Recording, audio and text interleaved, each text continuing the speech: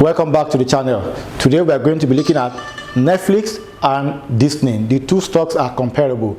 They are competitors. We will look at their balance sheet. We will look at we will do the exercise total liability to free cash flow to determine to see which of these stocks are the better cash flow in their balance sheet. The two of them are in the same industry. Also, the market is trending down. The S&P 500 is down, Dow Jones is down, Nasdaq is down.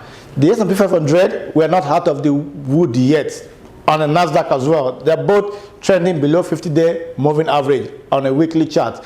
However, don't forget, interest rate is hiking, balance sheet, taper, and also the situation of the market as overall. Let's have a look at Disney and Netflix chart. We will also look at their balance sheet. We will look at the technical details. We would see the price action where they're both higher on the chart.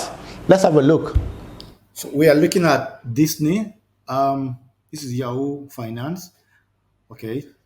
As I said, Yahoo Finance have a good financial statement. Financial details for all the stocks. So we're taking this figure. Previous close 152, currently trading at 152.84. Market cap is 278.06 billion. For Disney, the P ratio is 90.73. These figures tends to change in seconds, minutes, depending on the price, the market. So, but what we need for this exercise is actually financial statement. So, but let's quickly look at this revenue, total revenue. You can see 2018 they have 59, 69. It's going 65. We can say because of the lockdown, but 2021 67. Currently, you can see 72. So let's look at balance sheet. What we need is their total liability. Total liability here is 110.5 billion. So let's go to okay, let me copy this figure. Let's go to the cash flow. We can see the exercise. We need the figures for total liability, which we'll copy, and the free cash flow. Now look at the exercise here. That is for Disney. P ratio 90.86, market cap 278. As I said, it's fluctuates. It depends on the price. Stock price 152, so it's still within the range. Now the total liability is 110. We saw that on the cash flow balance sheet. Now the free cash flow, we can quickly look at that again. The free cash flow is 1.483 billion. So, and this is what we have put in here, 1483. Yeah. Now let's go for Disney.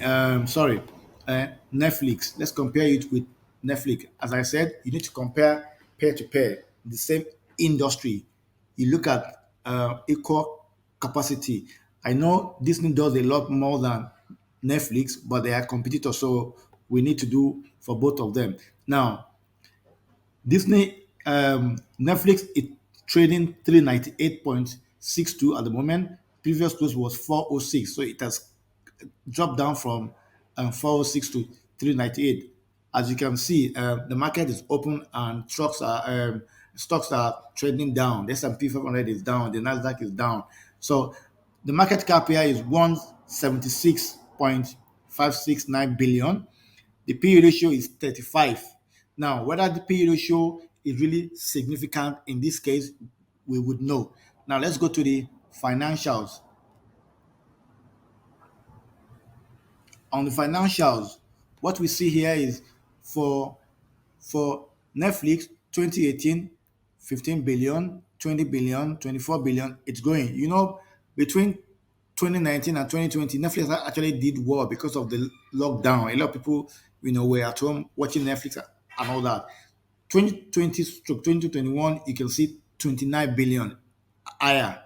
Now let's go to their balance sheet. On the balance sheet, we want to see their liabilities. This is their liability, 28 billion 735. Let's copy this. Now let's look at their cash flow, free cash flow. Let's see how liquidity they are and the exercise. For the purpose of the exercise, we need their free cash flow. Wow, they're in debt, in minus. Yes, in minus. We copy this as well. We copy this. So we go on to the Excel sheet. This is the figure for the total liability, 28.735. For free cash flow, they are in minus 131. Now, this is what you get. For Netflix, you get minus 217 billion, 217 billion 733, round the figure. For Disney, this is what you get, 74 billion point 57, you know.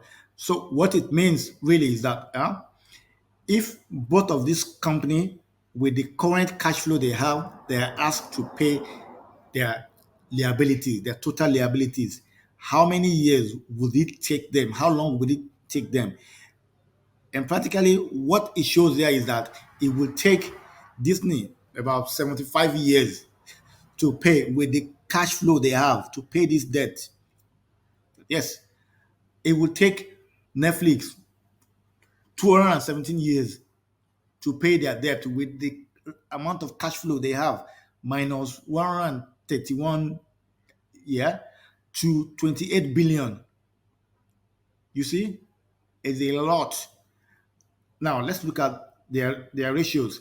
For Netflix, here is it stated 35. Currently it's 36. You know, it fluctuates based on the market price. The market cap 176 billion. For Disney, 278 billion. Disney is a bigger company. The two of them, when you compare the two of them, it is better to go with Disney than Netflix. However, Disney is like a value stock, while Netflix is a growth stock. Netflix might have a lot of upside than Disney. Do your own valuation so you can determine which one of these stocks is good for your portfolio. But for this exercise, total liability to free cash flow, this is how you do them. Let's go on to my Momo chart to see the technical details for both company. Guys, we are looking at daily chart for Disney. Disney is currently trading $151.86. We are on the weekly chart, and as you can see, the 200-day moving average is standing here as resistance for um, Disney. Now, what it means that we are still trading below 200-day moving average on a weekly chart. Let's take a look at the daily chart. On a daily chart, the 20-day, 50-day moving average here, it will be standing as support here. Guys, the last time I analyzed Disney, that was after they declared their earnings, there was a gap, and I said this gap has to be filled. Guys, we're in the process. So here is actually, this line is actually standing as support, but this gap needs to be filled. Now, let's what can we, Disney is not trending downward. Yes, it's below 200-day moving average, and it's already above 20-day moving average and 50-day moving average. Let's go back to the daily, weekly chart. So on the weekly chart, we can see that yes, this might just be a, a buying opportunity. It's a buy zone for Disney, for anyone that is interested in buying, adding Disney to their portfolio. But do your valuation, guys. Do your own valuation. Not say that someone asked you to buy it. No, do your own valuation. Do your own valuation. Let's have a look at the percentage that's dropped from the 52-week high. I think it has dropped about 20 7.5%. Let's take a look at the Netflix. I recently added my position on Netflix. Now, guys, on Netflix, we are still below 200-day moving average. The difference between Netflix and Disney is that Netflix is trending down. We are below 200-day moving average. We are below 50-day and 20-day moving average. Let's look on the daily chart so you can see it daily. Netflix is trending downward. Now, Netflix is different from Disney. Netflix price is 395.780. Netflix is currently on a support here. But what you need to do, what is important here is that it is trading below 20-day moving average, below 50-day moving average, and below 200-day moving average.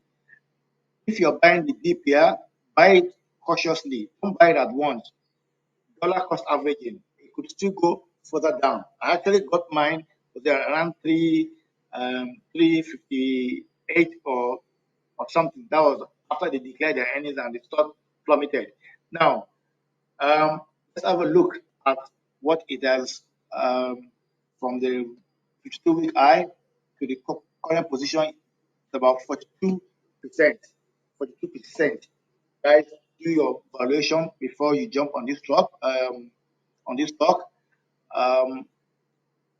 Yeah, guys, do your valuation.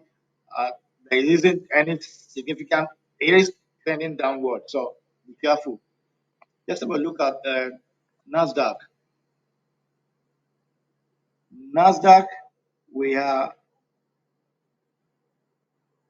the 20-day moving average is standing here as resistance on a daily chart.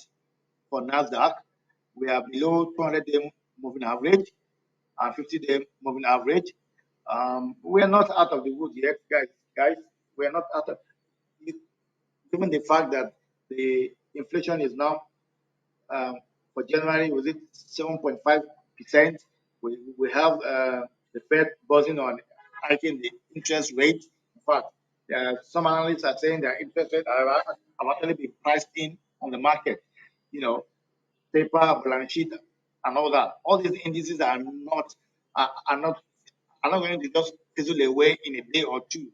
So, guys, let's look at it on a weekly chart. I love this chart. It's a very it shows that we're still in the bull market. This was the about 17 or 18% down that we had in January. We've only been up for about maybe 5% or 4%. So, guys, we are still in the wood. We're not out of the wood yet. Let's have a look at the S&P 500 on a weekly chart. Look at the chart. Very similar to Nasdaq. The same thing, we are under 20-day moving average. This is even standing as resistance here. So, guys, and let's look at it on a daily chart. Similar. We are still here, guys, and we could be here for some time. We could continue to consolidate around here. There isn't much you can, at the moment, this is where we are. The market can consolidate here for some time, and it could break until it can break to the upside on 50. We start trading above 50-day moving average. That will be significant. Nothing really good happens on that 200-day moving average in any stock, except you're buying from there. And if you're buying from there, be careful that you're not buying the falling knife. We have seen the chart, we have seen the price action. Guys, do your own valuation. Use your own metric. Check which of the stocks is good for your own portfolio. I have Netflix in my own portfolio. I'm not a Disney fan. However, please make sure you do your own valuation before you go on buying any of this stock. Thank you for watching this channel. Thank you for standing by. We will continue to produce videos that will educate you and support your investment journey. Thank you. Please call again.